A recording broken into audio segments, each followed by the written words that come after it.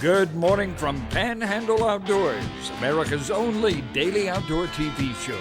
Your source for fishing, hunting, and information for folks who enjoy the great outdoors. Now sit back, relax. It's Panhandle Outdoors. Good morning, folks. Welcome to Panhandle Outdoors. I'm Winston Chester. I'm glad you're here this morning. Got a special guest here in the studio you're going to really enjoy. But first, as always, we want to check out this weather because it's been sort of a little stormy and all. And we got more weather coming for the weekend. It's always brought to us by Gulf Coast Air Conditioning, Drew Pollard, and a hardworking crew taking care of our everyday comfort needs. High today, 65, low 45. A 20-degree swing, about normal this time of year. Water temperature brought to us by Allco Electric out in Lynn Haven, 64.2 at the end of the pier. Panama City Coca-Cola brings us our river readings this morning. Apalachicola, Bluntstown, an even 8 foot and pretty steady. We take a look at the Choctaw Caribbean, 4.9. Let's round that off to 5 foot. And of course, you know the rain's going to start going up right there for the weekend. It's going to be going up a little bit. We didn't get a whole lot of rain yesterday, but we did get some. Tide chart brought to us by Kent Forest Lawn. Good strong tide today. Look at the whole month. Next week's sort of neap tide. The last 2 weeks of March, man, you're talking about some strong tides. So go ahead and start planning, get out there and catch some of those fish. It's going to be low this morning, 143, and high at 206. Brought to us by Kent Forest Lawn. Our wind, west-northwest, is calmed down to 10 to 15. It doesn't sound like calm, does it? Let's take a break. We'll be right back. Welcome back, and look who drove down all the way from Sneed, Florida. Our buddy, Billy Grantham. Man, boy, howdy. Before we get started now, we just got to give him a late happy birthday celebration. This past Saturday night, we had a big old shindig up there. A throwdown. I mean, we had a birthday party. He didn't know what we were coming, and we just you had some of your old classmates and teammates from the state championship football team in Bluntstown. Yeah. It was held there at a local church, and folks, the food that folks brought, a covered dish, I felt like I was at a family reunion. Make a puppy pull a freight train, I told Gail I felt so at home being around those folks and being around y'all and listening to all these stories. So anyway, happy birthday from Panhandle Outdoors. We got to wish it to Saturday night, but Jennifer did a great job putting that birthday party. Yeah, man, I'll be thanking you till you're better paid. Appreciate that. Yeah, man, it was good. And I tell you what he did, we were talking a lot, and a lot of outdoor, you imagine a lot of outdoor guys around there, and it was a Saturday night, so he was talking about on Sunday after church, he was going shed hunting, and I got to thinking about that driving back home that night. I said, Gail, after church tomorrow, I'm going shed hunting, so you inspired me to get out in the woods Sunday afternoon. That's the key, that's what I like to see done. Get people, you're supposed to wear out, don't rust out.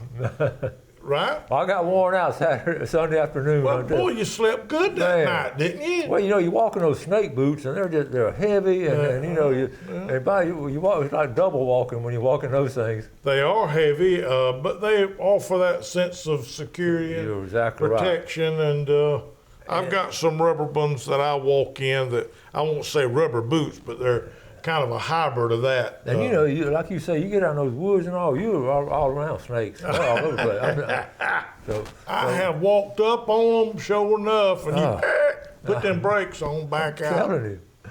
Well, look, you brought all kinds of stuff you've been finding, so let's get started. What all you got? Well, first thing I want to say is this traffic down here at Panama City is getting out of hand. The growth down there. And this electricity, boy, y'all got something going on with this electricity. Anyhow. Tap the brakes. Tap the brakes, yeah. Slow down a little bit, huh? Yeah, I can remember when 23rd Street, right here, was just a back road, and there was nothing but the cemetery that sat down there. I know it. That ages me, don't it? Well, it does, but also it just shows how the phenomenal growth we've had, and we've talked about that before. Gulf County is catching ahead. Walton County, I saw where they just stopped a big housing development because the county commission room was full of about 100-something locals, and they said, hey, time out. They were going to put like 3,500 two-story in Mossy Head. Yeah. Anyway, they got on hold right now. So that's something right near Freeport, ain't it? Oh my goodness, there's nothing. Mossy Head ain't got nothing but just woods and good people. All right, let's get started. We don't get on that. Yeah, that's interesting. When I'm shed hunting It's 50% exercise and 50% shed hunting. Okay. Doing something. But I don't always necessarily find sheds. I find turtle shells sometime. This is where the fire had burned over. That one had been there and been dead a while. That one sat there. It got bleached out pretty good. They're almost the same size. Yeah, what I'll do is I'll give them to the grandyoungins and let them paint them. Yeah. Just paint whatever you want to do on it, whatever, like an Easter egg or something like that. Look here, the otters in there along those lakes. Winston, there's lakes in there in the management area that are somewhat like the Sand Hills here lakes in Washington County. The otters, what'd you say? Yeah, well, yes, you got Big Lake Seminole, and you're close to it. Yep. And then you got all those little backwater that the groundwater end up flooding them, and you find these big shells. Look at that, folks. Yep. That is big. Now, that's probably about the biggest one, maybe get a little bit bigger, but I picked up just a few of them, and there are a lot of them in some places that you can get. They're big. And of course, I suppose you could take and lightly sand that down, I reckon, and then paint it if you want to do Well, something I tell you, different. you got two of them there. I tell you what you need to do. You need to drill a hole in them and make Jennifer some earrings. Yeah. When she goes to church, let her wear those to church. When she sees this show, she's going to say, what did he say? But anyhow, and when I'm walking, and now I haven't found but one shed this year. Okay. A dink. But that ain't cause they ain't laying out there. Some of the guys say and think that I'm walking too soon. But the key to it is trying to get out there and get in some of these fields before they start cultivating. What I like to do, and I'll show you some pictures after a while, what I like to do is walk a field that they have planted some late winter oats out there that's got some green, because those deer, there ain't no acorns. I know. There ain't no field that's got anything in it worth eating.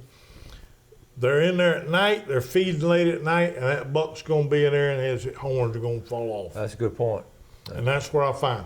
Plus walking some trails from one field to another, or in some areas, that's where them snake boots come in there. Pretty handy. That's where I'm gonna find a water moccasin or a rattlesnake crossing something. But heavy trails, deer aren't unlike cattle to walk an area all at the same time every time. And you'll find that trail and you can walk it along there. And that's how I found that one. They had burned off a spot and it was just as black as that phone right there, the ground was. And I seen that faint spot in there where the depression, and I started following that along there, and there that little thing lay, and probably missed some more. Okay. Well, they got some more cool ones to show too. Let's take a quick break and we'll be right back with Billy.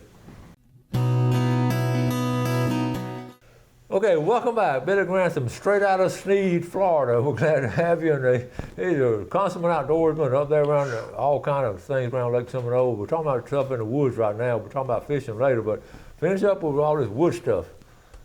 How did I find that shed? That's a little one. I walked up in a small field. I've actually found that last year. And walked up to a tree, looking around it in some areas, and it was laying there, and that just is a shed. Now you reckon That's that'd small. make a good keychain, wouldn't it? It really would now. You drill a hole right there. Yeah, or in the base of it. Yeah. And for your property and all, so when you go look for keys, you see the deer horn on it, so that's my property key. Yeah, yeah. Or I find them. I found that one at the, now you guys that know the place up there, Butler, right across from Butler Road, the field, I call it a 1 mile field because it runs north and south. It's difficult to walk because you got to walk from one end of the mile to the other end and zigzag across it to get fortunate that you walk up on something. That's like a healthy one. Yeah, very good. I don't even know that buck was harvested this year. This buck is a year old, Shed is. I don't know if that buck was harvested last year. He will be a monster. He will be. If you don't get hit by a car up there. No. Boy, how. You told me about all the deer in the highway. Oh, man. Now, Jackson County is eat up with it. I don't know what we don't pay more on our insurance because of it. That's a good point. They lay inside the road all over. I told the story, I think, last time about me announcing during the ball game that it was a beautiful Friday night and they're going to be bow season. Comes in the next day, the weather was great. Get a chance to kill a deer, and somebody, old Steve Tice, hollered at me, "You can't kill a deer, Billy Grantham." I said, "Yeah, I bet you I can. I can pull out the caution light at Sneed's and go north up River Road in a hurry right after dark, headed towards 2. You gonna hit one. You gonna hit a deer going up that way." That's all deer all in there. It is slap full of them up there. Anyhow, but that's the way it is. And of course, y'all know that right around the corner, Winston, is turkey season. That's a nice one. Ruben Spurs. The good news is I don't turkey hunt. There wasn't enough. Where'd you get those? Well, those are from them boys of mine, being that's around the nice house. Yeah, I had them laying somewhere, put up, just to let young'uns look at and gawk at. But there weren't no turkeys around when I was a boy, hardly when I was. I know it. It really, that's true. They just over harvested them, and now I won't never tell where it's at. But I drove around there the other day and drove by a field, and it was full of turkeys out there. Gobblers and hens. Now, a lot of them boys be, where was that at? Where was that at? I ain't telling. I like to see them, like you say, grow off and get populated. Enough of them, because if you don't, they'll just shoot the gobblers, and some knuckleheads will probably shoot the hens. And I like to see them grow where there's a pile of them then. That's what I'm telling people. Where'd you catch those fish and all? Well, go out yourself and find them. I've always. I caught them in the lip. We'll give a general area, but man, get out there and you've heard about turkeys out in the woods. We'll go there and look for them, listen for them. Yeah, listening for them. That's key to it. My brother-in-law spoke the other day of having turkeys at a lease that he's got and getting excited. I didn't, but that went over in, God, I can't even say the name of it, over in near Tallahassee. Joe Bud. It's full of turkeys over there, but all that Tallahassee bunch gets over. But it's a muzzleloading only. Yeah, Joe Bud area is very unique and special to me growing up there. Joe Bud's grandson was a good friend. We graduated together and played football together. Is that right? So we were able to go to, before it was Joe Bud's place, before the state. But the state, this is interesting, the state bought that. It was Joe Bud himself who was old tobacco. He was king of tobacco, Bud's Swisher Sweets, and had a ton of money. And when he passed away, the family ended up selling it to the state because it was just too big for them with taxes and all. But I'm so glad the state bought that. But it didn't take those boys in the FWC, those high offices at FWC. Right. The first couple of years, this is a true story. They kept it exclusive for them. That's a true story, man. It made the locals mad because we all wanted to hunt it. But I've been over there twice. Not hunting, but just looking and enjoying the place. And a lot of those fields have got names in them. I pondered, why was that? Somebody told me because they claimed it for theirs and had them put names on it. Now, I don't know that all that's true. So y'all don't jump on me when you see me later on. This goes way back when I was a teenager. They had so many deer out there. It was right on the north end of Lake Talquin. Yeah. And Little River on one edge. Beautiful. I've been in there. Oh, my goodness. I mean, it was prime. But I'm glad the state owns it now, but now it's just muzzleloading now? Yeah. Okay. Yeah. And I wondered why they didn't move it to shotgun too. I understand that. I would get in at Little River Bridge and go down Little River, and I was right on the border of Joe Bud's property. I would shoot wood ducks. I remember one of them fell over on the property, and I had to get out and get the wood duck. and one of the boys was there, and I didn't get in trouble because they knew who I was. But if they didn't know me, I'd have been in trouble. But I had to get that wood duck, you know. Yeah, I walked out there in the field and got them. But great stories. But anyway, just getting out like you did on Sunday afternoon. You've been getting out a lot lately. Oh my gosh! Right after the snow, the wife and I were cooped in the house for 2 days. Mm-hmm.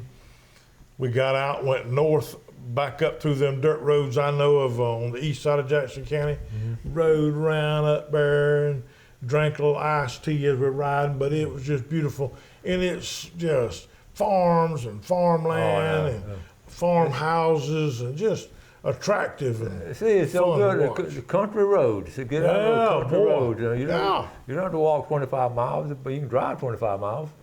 Yeah. All right, let's take a quick break. We'll be right back with Billy.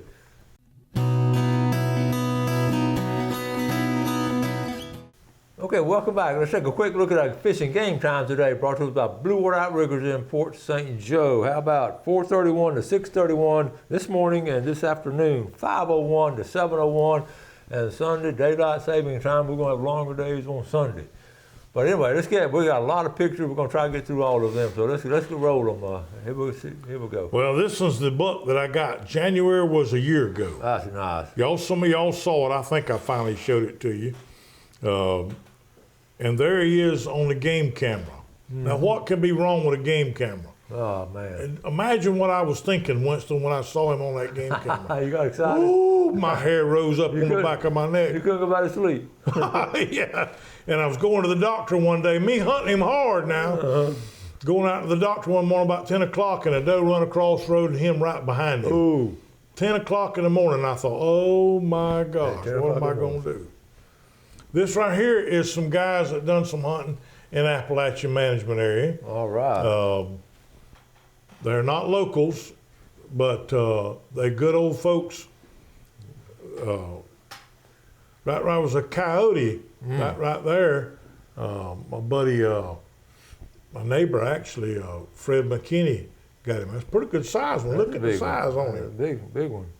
That right there is my grandson, Cooper Grantham. On his horse. That is funny. I couldn't help but want to show that picture. That horse's name is John Wayne. John Wayne. Yeah, that's the name of it. I like it.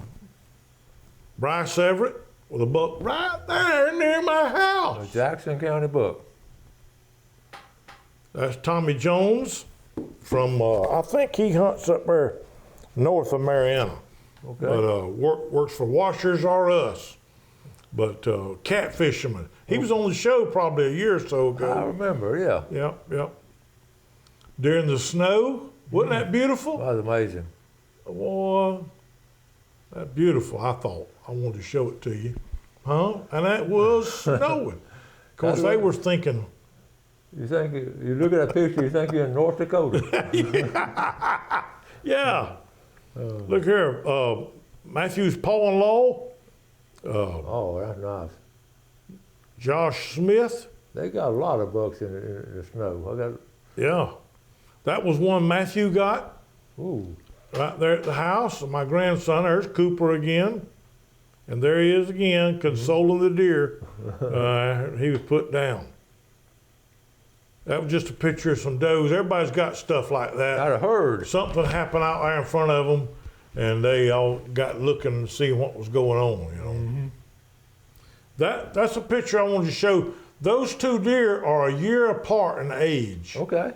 Yeah, button buck on the left, maybe a button buck, maybe a doe. I think it's a button buck, and another buck on the right. And the key to it is, I think he was born, the right was born later in the year, so his horns aren't no bigger than what they are. That's my thinking. Me shed hunting, there's the one I picked up on the burn over, the small one I showed you earlier. There's one that was killed right here next to your house, Winston. Next to my house. That ain't a Southport.